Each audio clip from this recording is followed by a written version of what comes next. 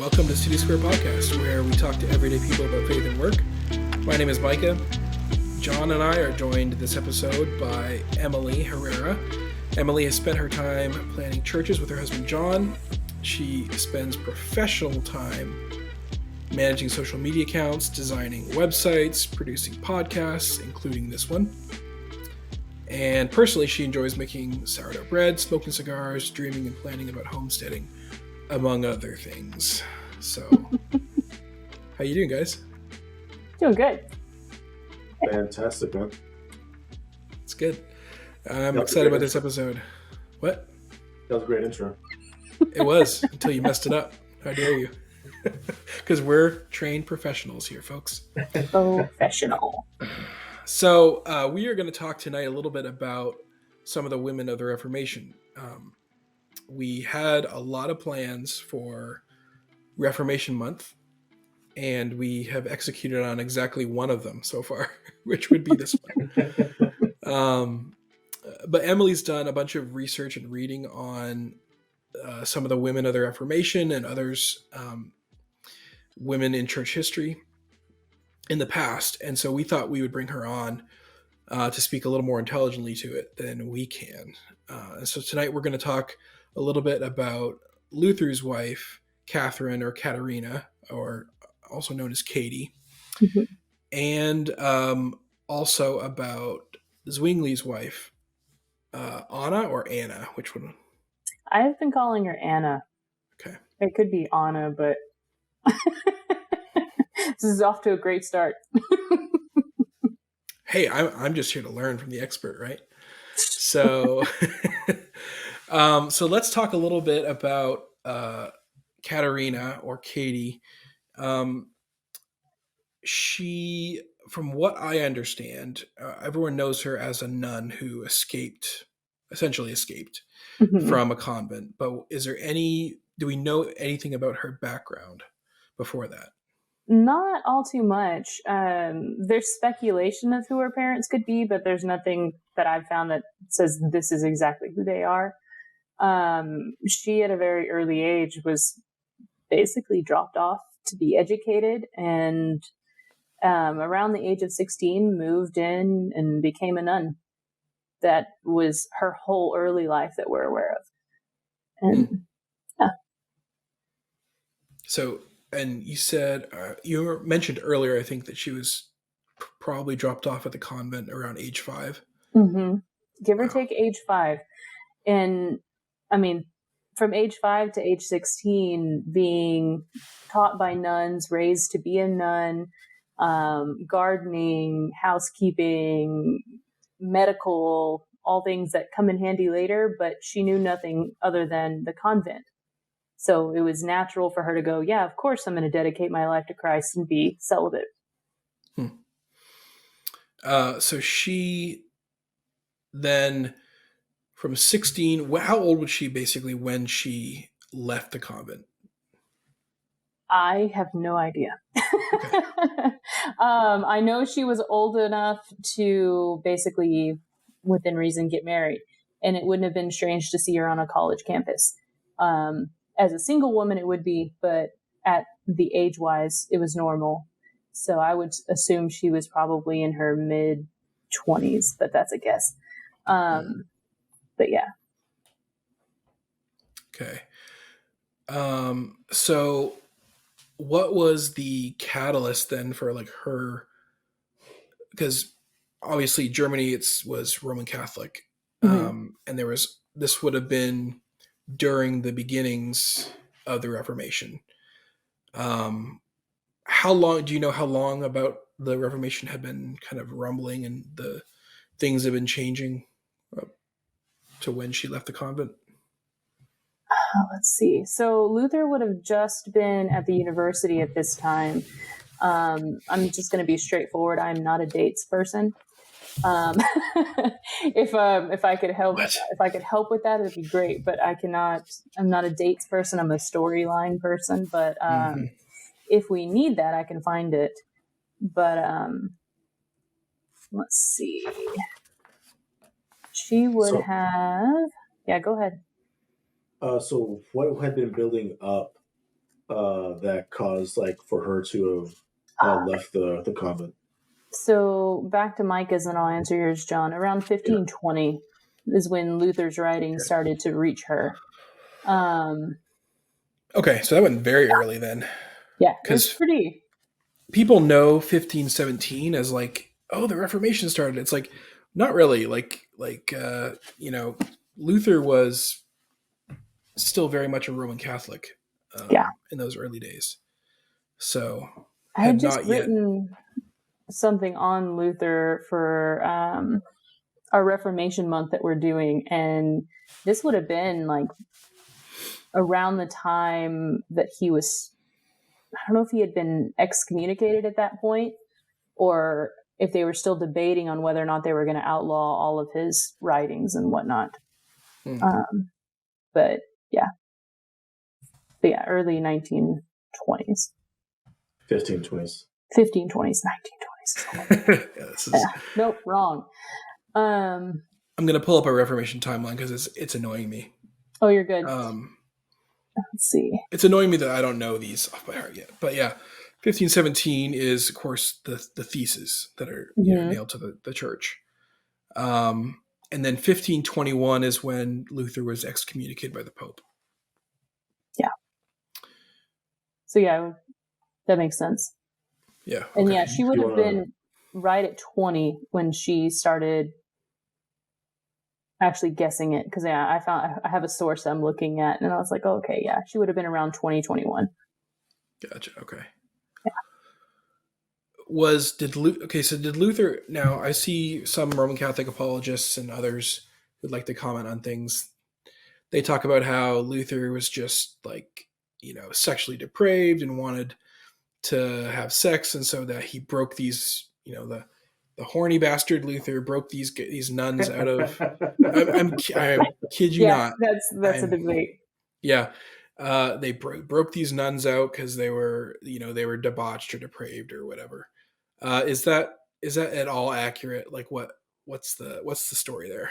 So I know at least with this group, that's not accurate. Because he didn't even go himself to save them. And honestly, from what I've read, Luther was not anti-nun. He was be there on your own free will under sound doctrine. And if that's the direction you wanted to go, then fine. But Katerina and the others that were with her, they didn't know there was anything else. And so for them, they weren't there of their own free will. Once they figured out there was another option, they wanted the other option. And so, so she just happened to be somewhere he couldn't go. I want to say the Duke that was over where she was had already outlawed, I can't remember his name, basically would have killed Luther if he would have gone. So he actually sent a friend of his to go and get the nuns out. Which is actually a goofy story, or at least I think it's a goofy story. But how did that go down? So the realistic story is that he sent a group of fellow reformers that were with the university, professors and students, and they actually got a wagon full of fish barrels. And basically at the convent, you could go in and out bringing supplies. And so they brought in the fish barrels and snuck the women out that way. And in my mind, I don't know if this is how this actually went down, but I think as a woman, if someone showed up and said, get inside this fish barrel, we're here to rescue you, it'd be a little weird. I'm pretty sure they just rode out in the wagon. But, the goofy story is they rode out in fish barrels. And so that's how they were rescued. And so that may or may not be true, but yeah, I do know that it was a wagon. They did send in supplies. There's rumor that they sent in through fish barrels. But that was that. Where is the quote? I wanted to make sure I got this correctly. Yeah, so the reformer that went, Leonard Koppe, Koppe, is quoted saying, "A wagon load of Vestal virgins just came to town, all the more eager for marriage than life. May God give them marriage, lest worse befall." And so their goal was, we need to save these women and get them married. And so going back to what you had asked, like, the goal was get them married, not let's go have a bunch of fun. And pretty much once this group of women, the way the story goes, once they got them back to the university, they actually played matchmaker and found them husbands and tried to send them back to their families, which a lot of them couldn't go back. But one of their goals was find them a husband, because they can't have a bunch of single women wandering around campus. And what ended up happening is Katerina said no to a bunch of men and ended up writing Luther and saying, like, I'm done with this. This is not okay anymore. I'm either going to marry a friend of yours who's a fellow reformer or you. And Interesting. Yeah. So, I mean, like, the fact that people would debate whether or not he's just out there to have sex, save the nuns, is kind of odd, especially when most of the stories I've read are, how do we get them married? Well, it's a lot of the Roman Catholics I've encountered online. It's impossible for them to actually be honest about Luther. So they have to paint him in the worst possible light. There's even, I know of at least two Catholic like mystics or nuns or clergy of some type who've claimed that they had visions of Luther being tortured in hell. So they've got to reinforce that. Yeah. Oh yeah. You're not aware of this? This is all over, man. Luther is like the most hated, like number one hated guy on online with the online Catholics. I mean, that makes sense though. It's not a surprise. It's just people claiming to have these dreams about him being tortured in hell is just kind of brutal. It's so odd. They he didn't have any good points at all, and he has to be completely discredited and made to be insane. They say that he was obsessed with his own poop, and because he made a lot of fart jokes essentially. Yeah. So he was just a dude, right? He liked he liked beer. He made fart jokes. I do think it's interesting. I looked this up. Luther wasn't sure he should get married for a while. Yeah. He had actually written kind of against it, and especially he was debating whether or not like to even marry a nun, if that was even acceptable. And to some degree later became like an advocate for that, clergymen marrying nuns. But yeah, I think Zwingli was the first to approach the marriage, clergymen and being married. And then Luther was kind of hated from both sides, because the reformers were like, oh, you get married, you're not going to be able to do the same work that you're doing with the reformed. How dare you? Don't get married. But yeah. That's interesting. What changed Luther's mind? I don't know. I don't know if I can speak to that exactly. There's speculation that his mind might have been changed with basically the stance on women and their roles in marriage, and whether or not there's validity to a lot of them. He actually has a quote on that. But for the most part, it would be a testimony to whether or not marriage is worthwhile. That's about all I would know on that. But there is debate that he did get married just to prove a point. Yeah. Yeah. he decided his marriage would please his father, Yeah, rile the it's a great Pope, quote. cause the angels to laugh and the devils to weep. So that was It's funny. from a reformer friend of theirs, Roland Brainton was writing back when he was like, "Should I marry?" And that was actually his response back, which I thought was great. That's awesome. Okay. Like, so romantic. So Katie was about 26, it looks like, and Luther was 41 at this point. Yeah, it's a big age gap, in my opinion, but it's whatever. But yeah, so they ended up getting married. We kind of touched on it, that they were taking flack from both sides. And Luther, to my vague understanding, was basically like, the woman is in the home and cares for the children. That's it. And that in the most common sense, they shouldn't care all too much about theology and all that. And so when they got married, it was, let's put a magnifying glass on them and see what happens in this marriage. And stuff seems to twist a little bit, and that favoritism for your wife tends to come out over time.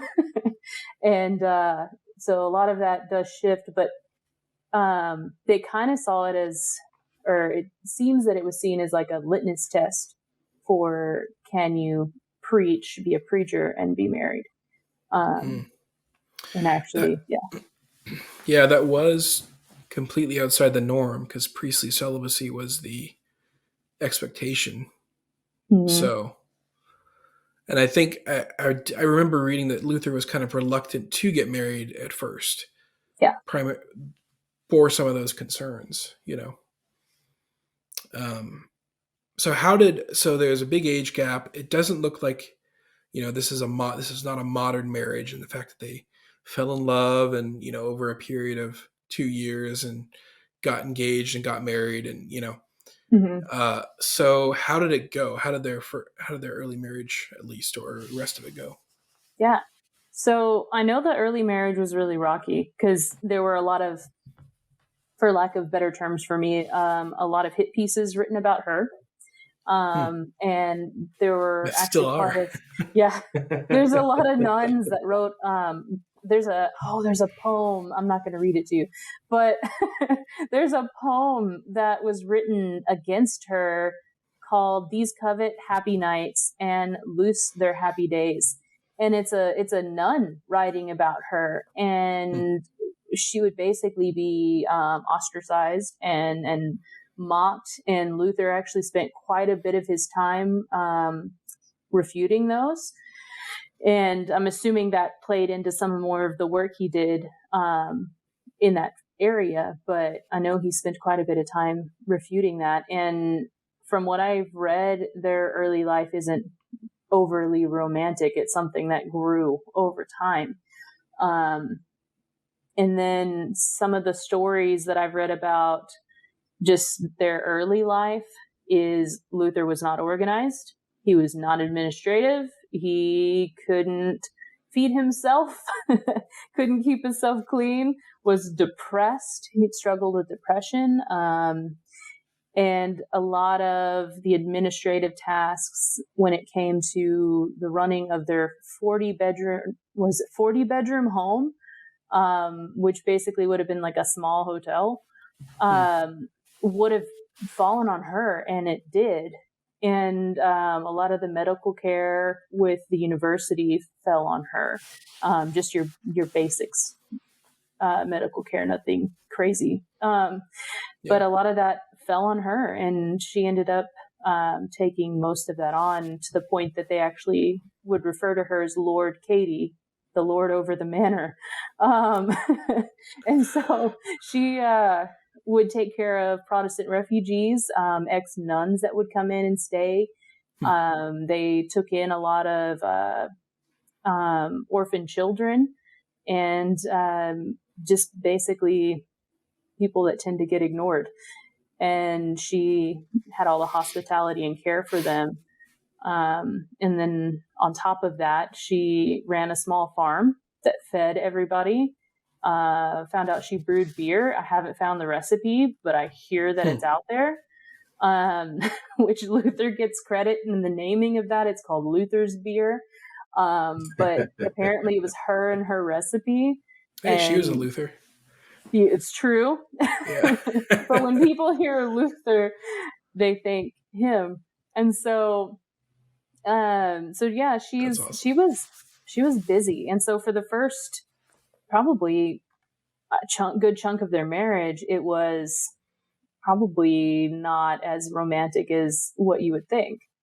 And what ended up happening is over time, Luther would fall into these bouts of illness and depression, and she would have to nurse him back and bring him back every time.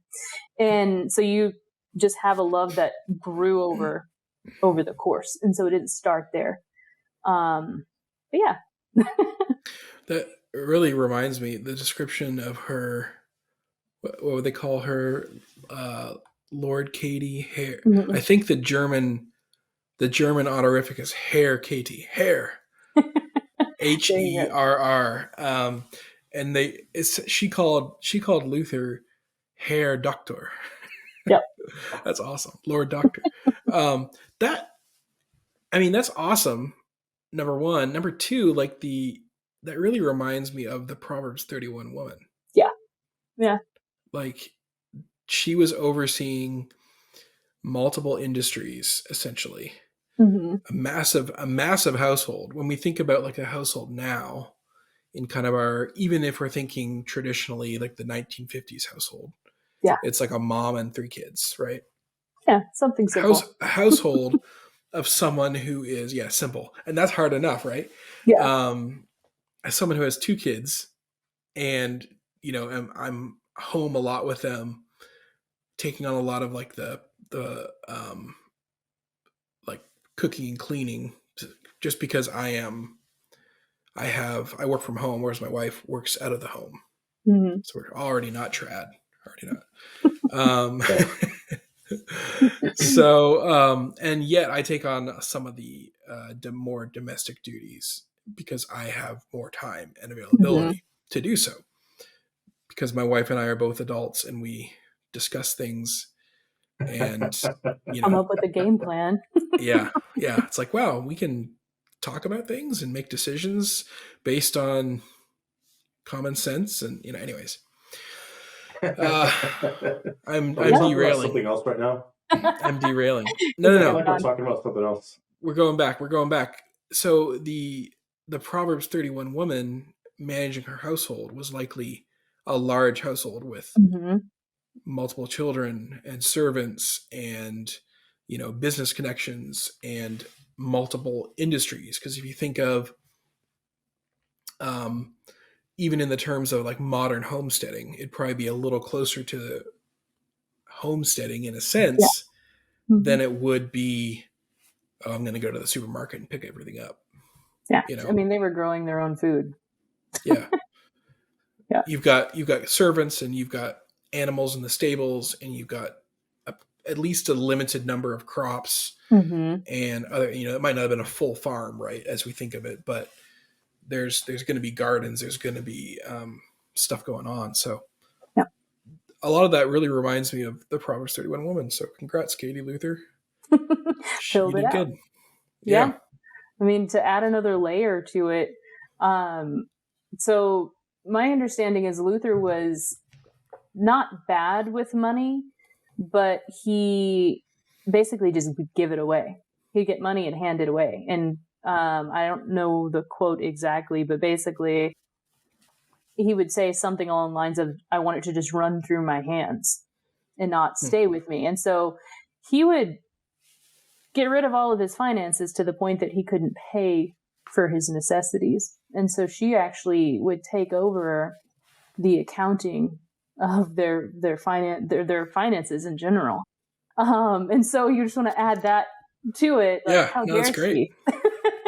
How dare she? Yeah.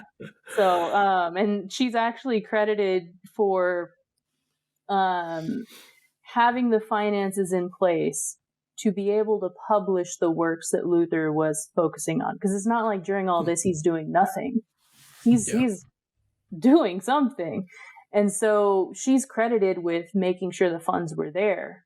That way he could actually publish his stuff. So they speak of there's the potential that his stuff would not have been published if she hadn't been around. But yeah. That's fascinating. So on that note, what are some ways that she was able to handle and deal with like Luther's various bouts of depression? Yeah, it's odd to say that those are funny. And I probably wouldn't suggest treating someone with depression in this way, but apparently it worked. Luther, apparently when Luther would go into depression, he would stop eating and stop drinking. And oftentimes would go into the bedroom and lock the door and just lock himself in. And one of which cases he had locked himself in the bedroom. I don't know if he had locked himself in the bedroom in this situation, but he was ill, and at the point of death that they called a physician who said he's gonna die. And she actually, which I thought was funny, I'm trying to find the exact quote here, but she asked him, I'm gonna make you something. What do you, and you're gonna eat it. What do you want? And he said he wants roast beef, peas, and mustard and he says, quick, before my fancy fades. Like, you're on your deathbed. This could be your last meal, and you want roast beef and mustard. I thought that was very odd. Would not have been my choice with peas at that. Peas. And so there were times when she, for the most part, forced him to eat. There was another time that is a pretty popular one. He had locked himself in his room, and so she called a handyman to remove the door. And so he came in and took the door off. And so he couldn't lock himself in the room anymore. That's interesting. Yeah. So I was like, okay, that's fine. And then what's funny is she's the reasonable person in that situation. Yeah. So I'm like, I don't know if this is how you treat someone who's going through depression, but I mean, we can only kind of look back in hindsight and make our best guesses, but like, if that worked, then that sounds more like self-pity than depression, even though I know that he did struggle with actual tough stuff. Like, obviously there's going to be some level of spiritual warfare. Let alone, natural or biological causes or whatever. But that's kind of funny. I mean, forcing routine, not letting him wallow in despair by himself. I mean, the wisdom of forcing something on someone in those scenarios, I don't know about, but there is, I know from people who've had struggled with depression or other kind of similar mental illnesses in the past, maintaining a routine and not shutting themselves off from the world is big. It's not a cure, but and in some cases it prevented them from sliding, deeper into the hole, right? Or having so much despair that they, that they do something serious. So that's interesting. I mean, those points, and then the one I found the most interesting in not in a good way, I mean, this was peak sarcasm, is he had apparently just recovered from going through a bout of depression, had joined them in what I'm going to assume is the kitchen, but basically came downstairs and found her dressed in black, funeral gown kind of set up. And he's like, who died? And her response to him, questioning his faith, was, our Lord must have died because you are so depressed. You are so sad. Basically, to be so depressed and sad, God must have died. And I'm like, yeah. That's interesting. It's a little harsh, but a little bit of sarcasm there. Like, yeah. Come on, dude, get it together, man. Chop, chop. Basically, but yeah. Those are some of the goofy stories there that I know are fairly well known, but it kind of gives you that idea. That reminds me of my wife. She won't listen to this, so I don't have to censor anything. But early on in our marriage, if I was ever ill, she didn't know what to do with that. And her attitude was kind of like, suck it up. Like, what the heck? What's wrong with you? She'll be the first one to say that, like, sympathy is not her love language, or, it's not her. That's the curse of growing up in the country, man. Yeah, for real. Animals don't care. Like, farm animals don't care if you have a cold. You still got to get up at 4 to feed them. Milk the cows, whatever. How many? I know they ended up having children. How many did they have? You're just like finding all the things I don't know off the top of my head.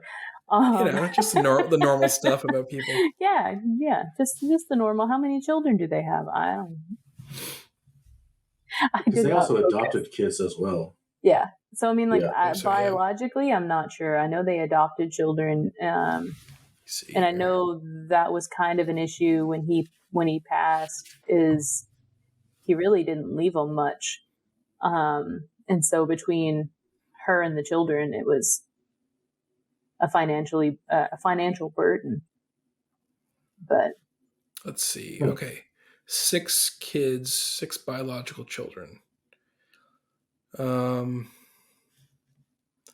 I remember, let's see.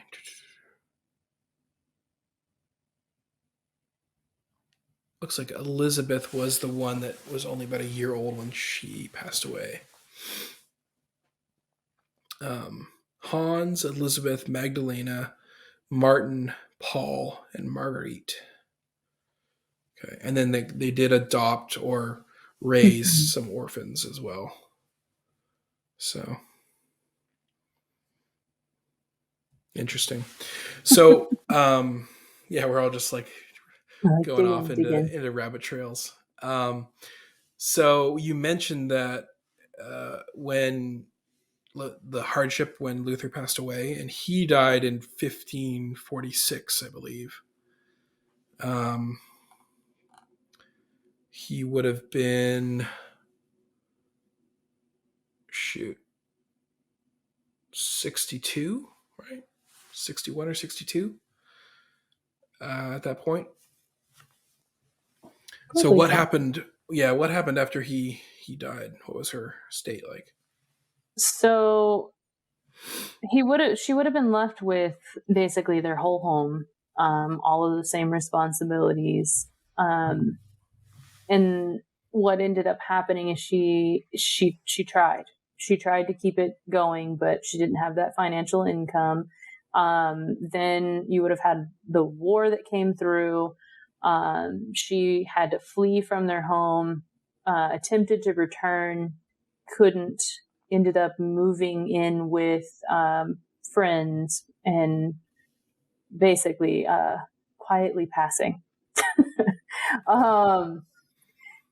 And so that's not to say she did nothing. And she died at the age of 53, but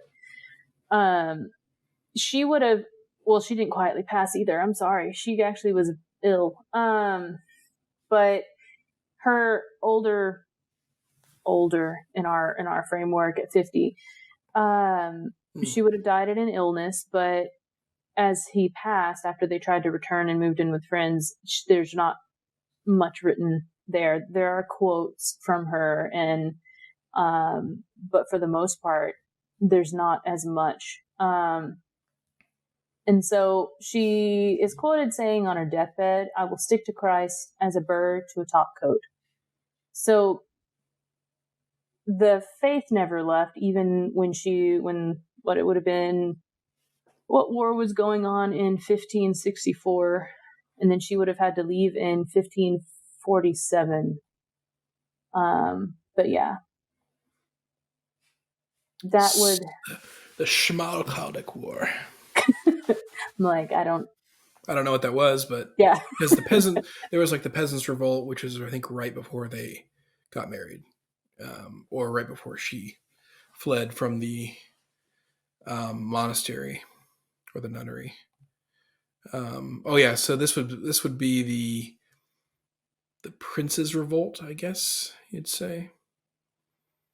Yeah, man, that was a wild time. Yeah, yeah, like people were like, "When would you want to live? What time frame would you want to live?" I'm like, "I want to live now." Nope. Yeah, no, always now. Yeah, I don't die of like a paper cut, you know. So you don't have to have like 7 kids in order to have 2 of them reach adulthood. Yeah, you know. Man, and thank God for doesn't get them later. Thank God for modern medicine, you know. But I am learning, and I haven't read about an exceptional amount of these women, but it seems as though, and I haven't read. There's so much more to read, but it seems as though once their husbands pass, they tend to quiet, which I've found kind of interesting. I'm sure there's an outlier, but from the 2 we're going to go over tonight, that's pretty much what happens. Is husbands pass and you don't hear much else from them. But yeah, I mean, it wasn't the same. It wasn't like they could self-publish or you know, write a blog or something like that. So there wasn't a lot of obviously the printing press was revolutionary back then. It was still. Can't even imagine what they would think of our state now. You know, instantaneous communication from around the world, like the conflicts going on in Europe and the Middle East right now. It's like everyone knows everything about it, including all the misinformation on all sides and all that sort of thing. Yep. Anything further on Katie Luther before we move on? Probably not. I'm sure there's a lot out there because she's one of the more well-known, but those are the highlights of hers. And what I know this is either a book or a series of books that you've read on women of the Reformation. What is that called? So I've got 2 of them. One of which is the Cliff Notes version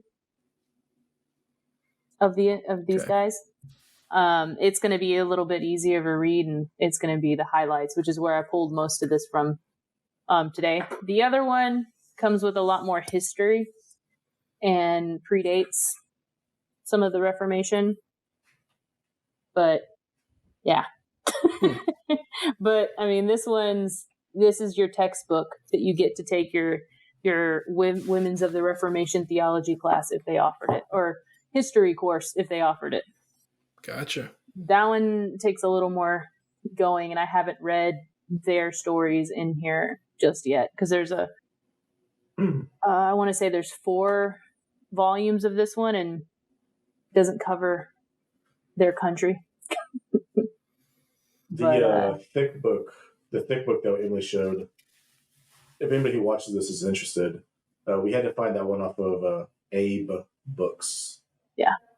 It's interesting because it gives you a full picture. Like if I would have read all of her bio in here, it probably would have given me a breakdown of the wars that were going on, where exactly Luther was, what he was doing, and all that kind of stuff.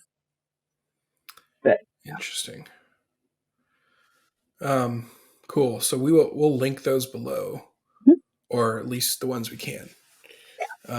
If you guys want to check out, or if your wives, you know, since 90% of our viewers are like males 25 through 35 or something like that.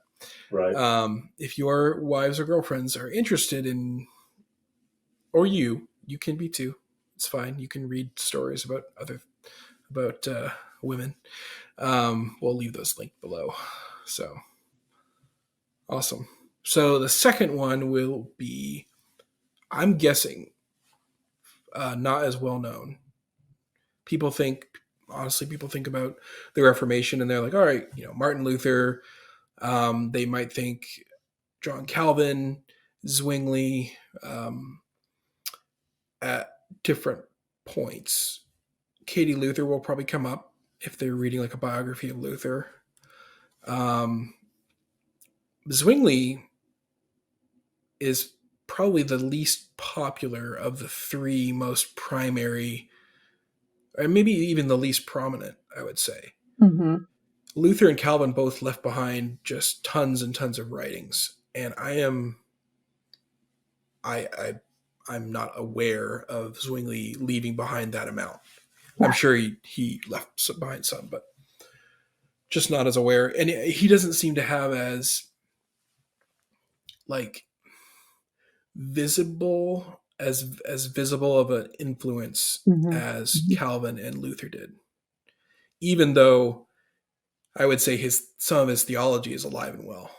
Yeah. But his name doesn't have the same like staying power in a sense. You've got denominations named after Luther, and you've got theological movements named after Calvin.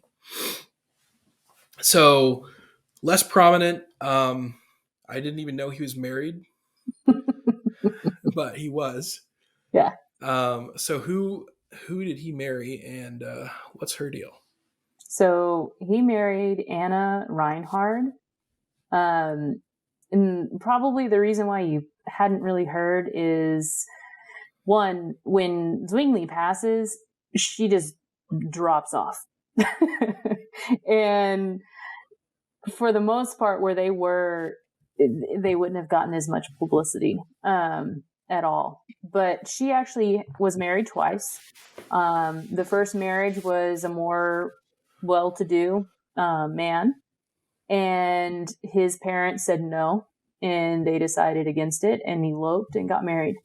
And when the family figured that out, they said no more money. Oh yeah, so we talked about Zwingli, probably the least enduring, at least name recognition comparatively. Mm-hmm. And he married Anna Reinhard in 1522, it looks like, very privately. Yeah. Which was kind of her thing, because her first husband married privately, went off to war to support the family, came back, damaged, died of an illness. So she basically lived as a widow with her two children, and Zwingli was assigned to their province and would have been the priest over them. And he took a liking to her son because he was very intelligent, and he actually took time out of his day, not only to serve that family, but to basically feed into her son, and paid for his education. And so that's kind of how they got to meet each other, is I'm in care over you, and got to know them. And so it primarily started that way. And for the first portion of what would have been their courtship, it was kept really quiet because, again, like Luther, you didn't get married. As clergy, you didn't marry. And so Zwingli's actually considered one of the first ones to have gotten married, and didn't, because he's not as prolific as the others. He did catch flack, but probably not as much as they would have. Now, he was accused of marrying her for her money and her good looks. And he is quoted saying that she basically doesn't have any money, but she is pretty. And so at least admitted to that part. And so they were married in secret originally, and only a handful of friends knew. Of course, that got out. When it got out, the Catholic Church went nuts, or the Roman Catholic Church went nuts about it and threw a big fit. And so, yeah, so it would have been a similar situation, just he wasn't a Luther writing against the church. So, yeah, that would have been how they kind of met. I really want to kind of learn a little bit more about him now, because like he was a Roman Catholic priest, and since they were married in 1522, that's when he was still considered a Roman Catholic priest. Yeah. Like he wasn't separated from the church yet or anything like that. Mm-mm. And I kind of want to dig into him a little bit, just because, it sounds like he had a preaching ministry and was kind of a political leader, yet maybe not a writing ministry in the same that Luther and later Calvin had. Yeah. So. Which I don't know their involvement when it came to the actual war against what would have been the Roman Catholic army. I'm not sure. I'm sure there's a better name for that, or there's an actual name. But he would actually go out with those who were fighting on the battlefield for Reformation with the Protestants. And so he may have, I know when he died, that's what he was doing. He was a clergyman. Yeah. And so he may have been doing more of that than anything else after the separation.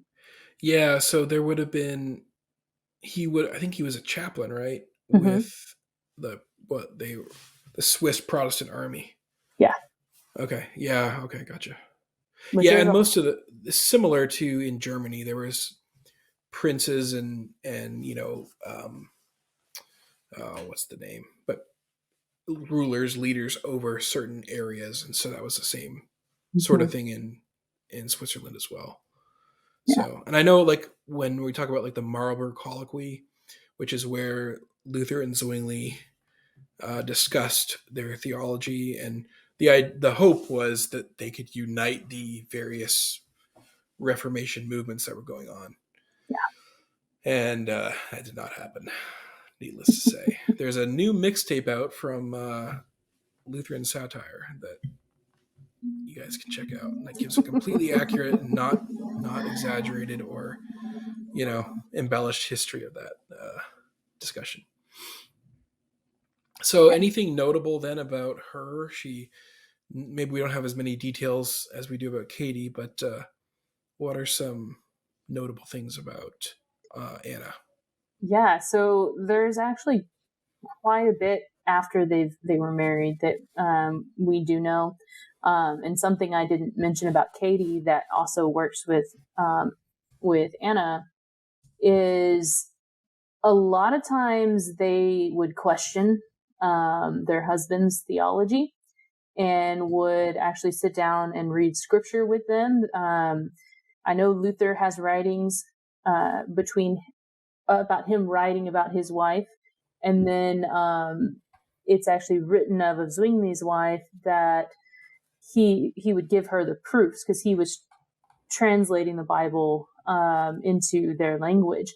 And so she would read the proofs and read the scriptures with him and would discuss them. And she basically, when he printed, I think it was printed in 1529, when it was actually printed, he gifted her one of the published books. And so it was that important for them. And I found that very interesting because, like I had said about Luther, is one of his stances was women really shouldn't worry. Basically, don't worry your pretty head over theology. But then he would sit down and talk about theology with his wife. And so there's some give and take there. And so you would see the same thing with her and Zwingli. But outside of that, he apparently was known well enough by the church at the time that he was actually at risk of being assassinated or kidnapped. And oftentimes he couldn't go out at night alone. So if he was at someone's home caring for someone in his province and it became night, he really couldn't travel. So one of the things that she would do is arrange for someone that he knew to be there to basically escort him back. Same things with food. There's the high potential of his food having been poisoned, so he really wouldn't eat anywhere outside the home. And so oftentimes it was, you either eat my cooking or risk death. So there was a lot of that kind of stuff going on with her. And they, as well as the Luthers, their home was open to refugees. They often had traveling dignitaries that came through and would stay at their home. And so a lot of that would fall on her because he was often away. And so it was kind of one of those situations where it kind of pushes that line of what should the woman's role actually be? Because if I'm not home as the husband, does everything stop? Does she stop bringing in refugees? Does she stop ministering to our local congregation? Does she not, entertain dignitaries that come through? No. You keep doing those things. And oftentimes that did fall in the realm of the home. And so she would take on a lot of those tasks. But yeah, so that was kind of mid marriage. Yeah, it's interesting. It's almost like they are actual people too. And that and that when, in a marriage, it's two whole people becoming something more, not two halves of a whole who can't exist without each other. I found the other half of my heart. Oh, no, you found another entire person who you are in covenant with. There's this meme going around. It's pretty old, I think, but I saw it the other day, and I think the guy was posting it kind of unironically. And it's basically, it's a text exchange. Baby, what's going on in insert place? Middle East, Chicago, Philadelphia, or whatever, something bad is happening. Baby, what's going on? What's going on about it? And the husband's or boyfriend or whatever, the response back is, don't worry about it, kitten. And she's like, okay, yay. No. Like, there are some who are obviously joking when they share that. Yes. I think it's hilarious. And then there are others who I kind of don't get that they're joking. Yeah. It's like amongst all the gender debate and, the gender roles and complementarianism and patriarchalism and egalitarianism, it's like we've forgotten sometimes that these are actual people. Like we are all actual people. And we don't have to nuance. We don't have to be like paternalistic. To be the husband being a good leader doesn't mean his wife is another one of the children that he has to like parent. Yeah. So anyways. Well, that would be a horrible situation. Yeah. Yeah, it's not really a marriage, is it? Kind of dumb, guys. Kind of dumb. There's this is the debate going on, about servant leadership and roles in the home and that sort of thing. It's like, so they want to say that, servant leadership is now like a club used to beat men over the head and they can't have any wants or needs of their own. And I'm like, I never really got that from the servant leadership talk. I never got that. Anyways, yeah, me either. Some people did, apparently. I think you and I were both in that for a pretty good amount of time, and I never got that. Nope. I don't know. Maybe we just know how to filter things through common sense and wisdom. I guess, man. Yeah.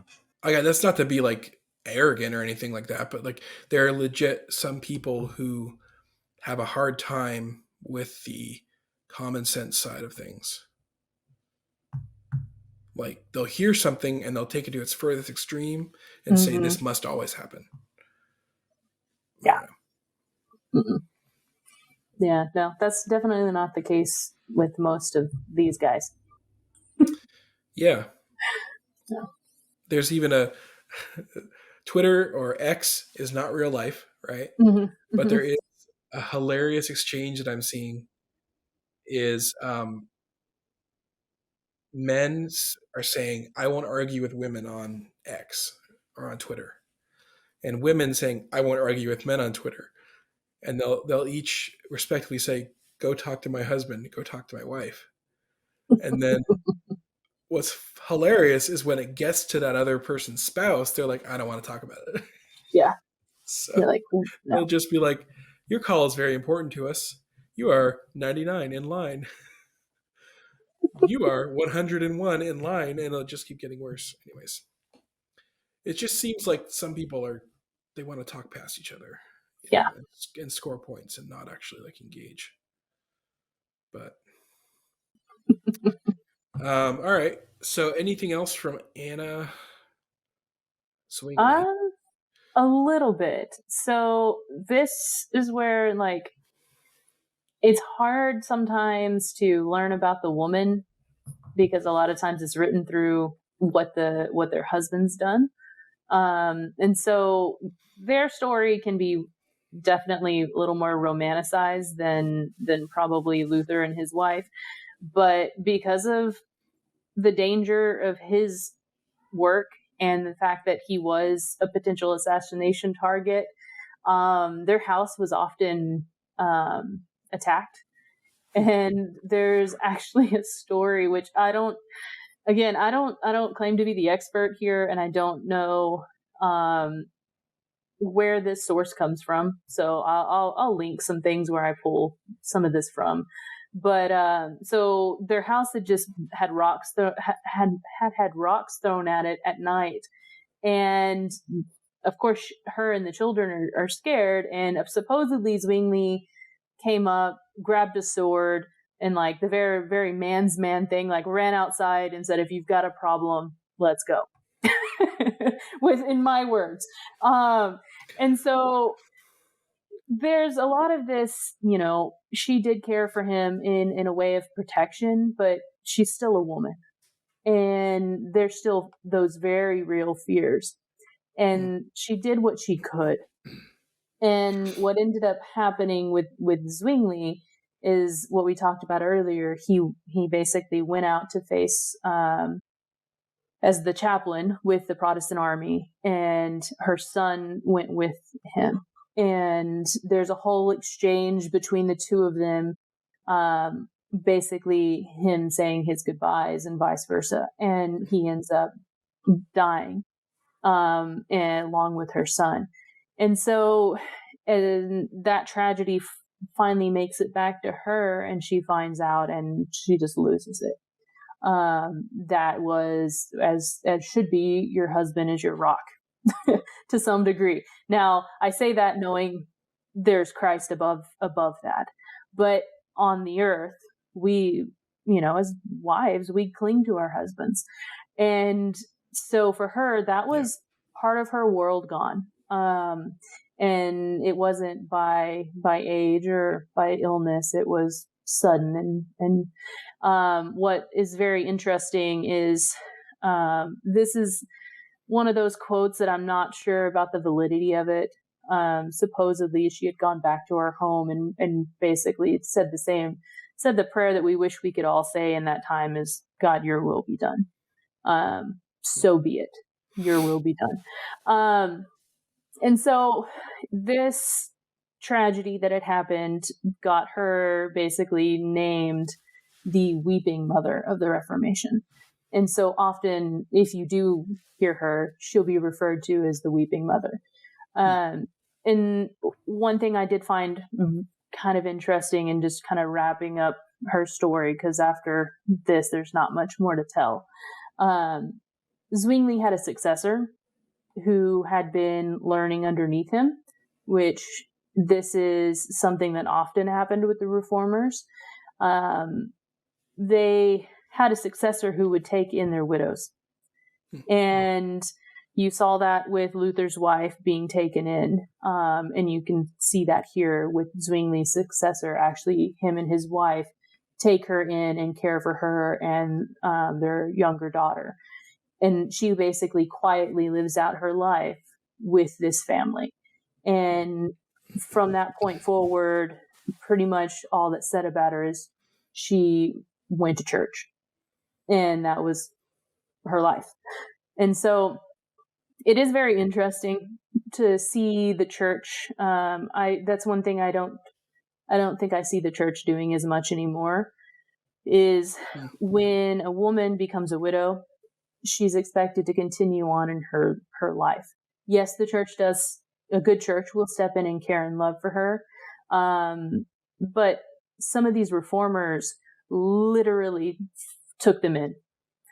And I mean, we see that biblically, but they didn't just say, continue to live here, be home alone, live in your sorrow.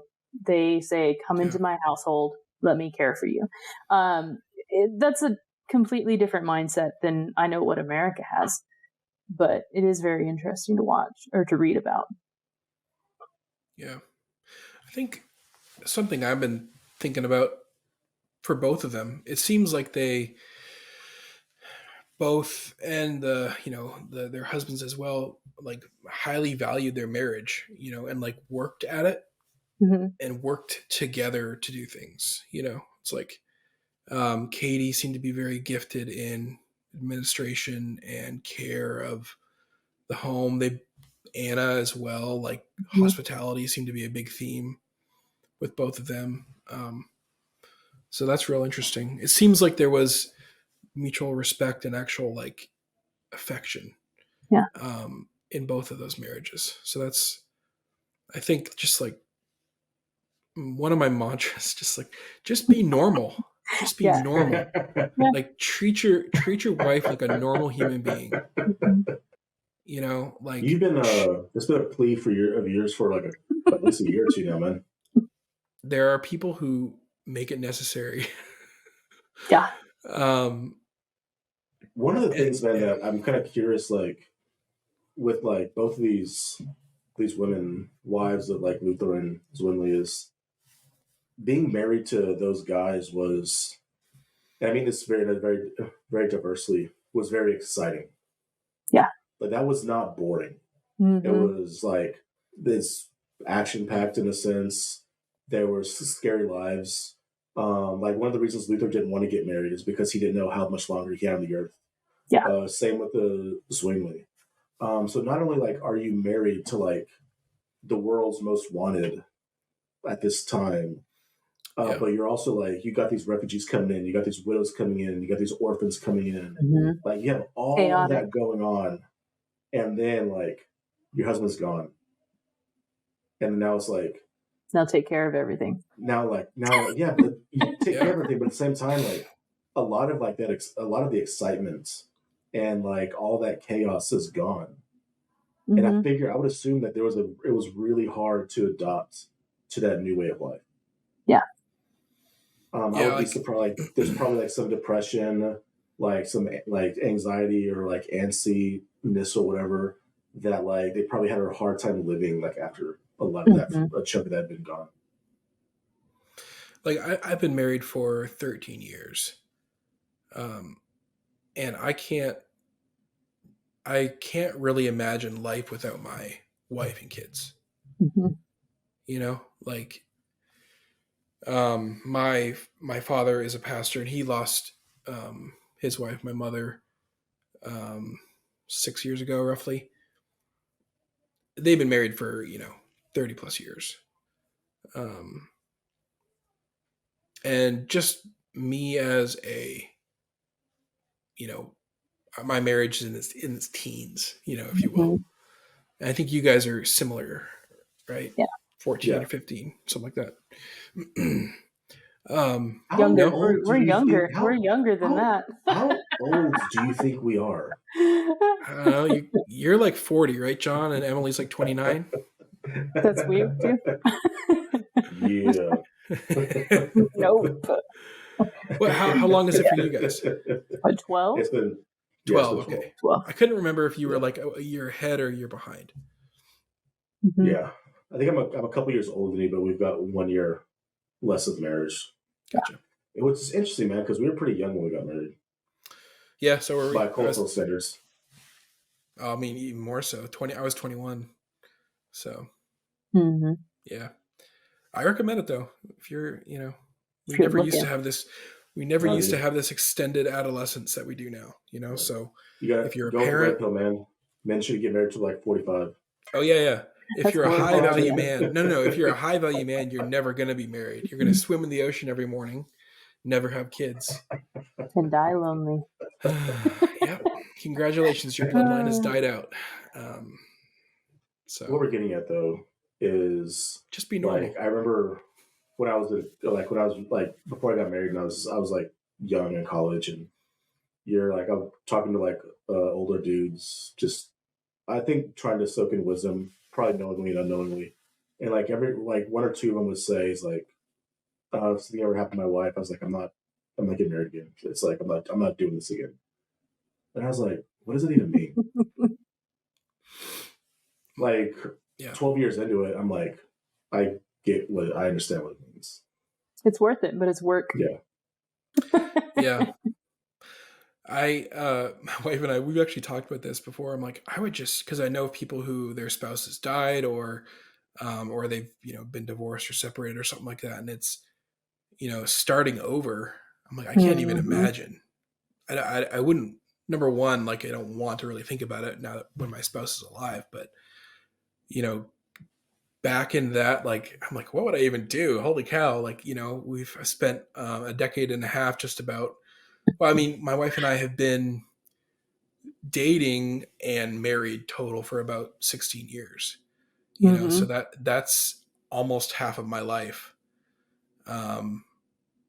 Just a little under half of my life now, my lifespan, which is crazy. And some of these marriages didn't theoretically last that long. And that was just a testament to how like brutal and short life could be during the medieval period. So, it's crazy. Yeah. But yeah, one on the marriage topic, and one of the reasons why I kind of picked these two is this. I mean, their stories wouldn't have been the same if the wives wouldn't have come on board and got on with the ministry. Like if they would have decided, oh, that's not for me. Great. I'll be a believer and go to church on Sunday. That's all I'm going to do. But your husband is out there, doing the things that these two did. Like you couldn't just not join the ministry. And that was one of the things that I know I learned when John and I started the church planning thing. I couldn't imagine being in church planning and not being on board as a wife. And we've met those couples where the wife's like, oh yeah, he church plants. No, we church plant. We're doing this together. There's I don't understand how that would function. And like if one of their wives wouldn't have been on board with opening their homes up to refugees and orphans and widows and ex-nuns, and I don't think their ministries would have been as impactful as they were. Yeah. And if the wives would have been like, well, I can't do anything without you around, and Zwingli didn't go where he needed to go, and Luther, didn't serve in the ways that he served. I mean, he traveled when he could. We would not be where we were. But these women married these men and said, yes, I am about this. Stepped on board. It's insane. Yeah, it's a crazy time. Thank God for them. I mean, where would the Reformation, where would modern churches be? Now, we all know there's a lot of problems. And some of the fruit of the radical Reformation, like the Anabaptists, who were, heretics essentially in a lot of ways. There's some bad fruit of that tree at this point. But when it comes to more magisterial Reformation, without Katie Luther, where would Martin have been? I don't know. Yeah. Dead sooner and writings not being published. Yeah. Well, this has been great. On that note, this has been wonderful. It's been great. It's been great. It's fun. Yeah. Any other thoughts before we wrap up? No, that's pretty much it.